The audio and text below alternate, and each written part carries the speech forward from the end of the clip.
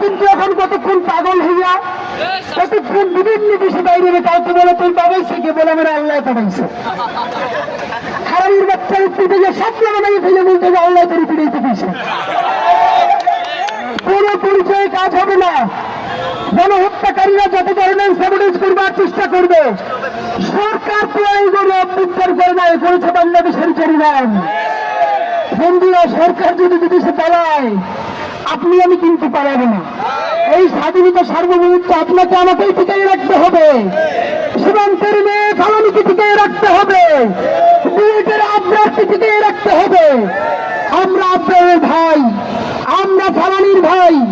ইনশাআল্লাহ খুনি হাসিনার বিচার হবে, তারপরে সুপ্রিম কোর্টের অ্যাপিলেট ডিভিশনে চূড়ান্ত রায় হবে, এরপরে নির্বাচনের কথা বলবেন। এর মধ্যে যদি নির্বাচনের বেশি কথা বললা আওয়ামী লীগের ভোট পাওয়ার জন্য পুনর্বাসন রাজনীতি করেন, তাইলে পুনর্বাসন কিন্তু যথোপযুক্ত জায়গায় চালান করিয়া দেওয়া হইবে।